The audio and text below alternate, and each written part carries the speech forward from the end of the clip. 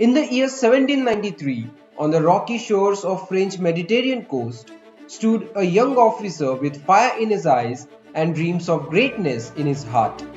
His name was Napoleon Bonaparte.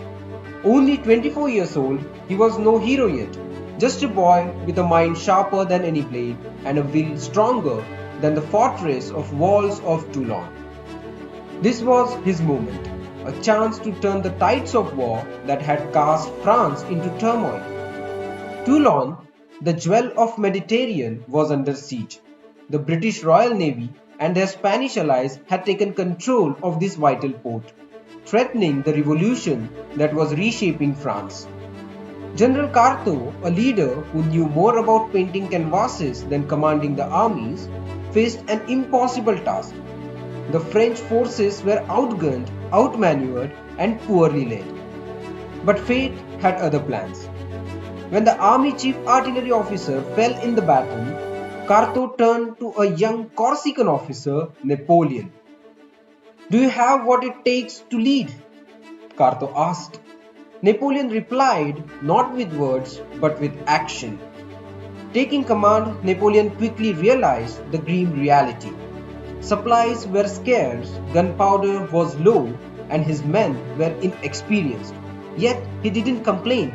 He didn't falter. Instead, he rolled up his sleeves and got to work. Napoleon studied the battlefield like a chessboard. His sharp eyes traced the contours of the hills, the placement of the enemy cannons, and the weaknesses in their defense.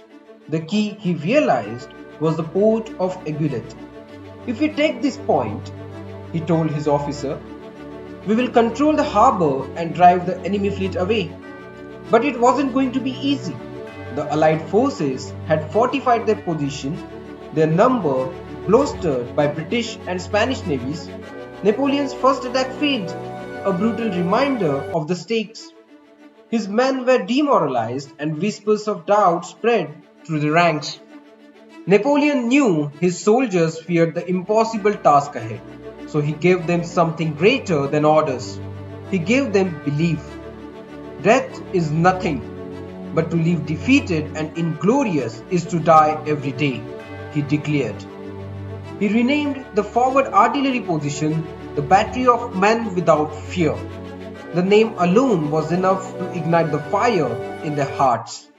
With words that cut through doubt like a blade, Napoleon convinced them to take up their posts again, even in the face of almost uncertain death. As the second assault began, Napoleon was not in the safety of a command tent, barking orders from afar.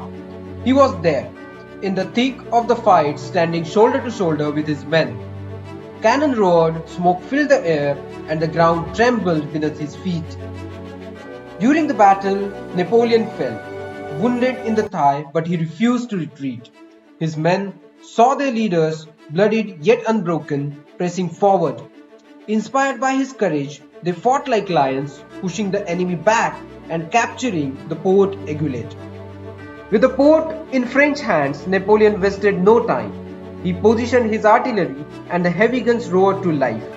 The British and Spanish ships, once dominant in the harbour, now faced relentless shelling. They had no choice but to withdraw. The siege of Toulon was over. French has reclaimed their naval stronghold, and a young artillery officer had proven himself not just a soldier but a leader to destiny.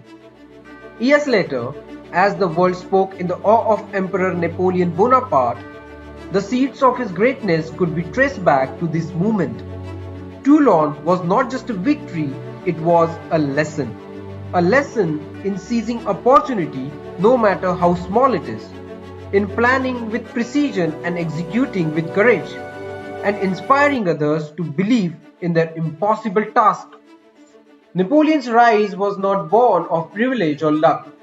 It was forged in the fires of battle through great vision and the unyielding belief that a single person armed with determination could change the course of history. And so began the legend of Napoleon Bonaparte. For more inspiring lessons from history, make sure to subscribe to our channel. Take it easy, bro. Have a fantastic day.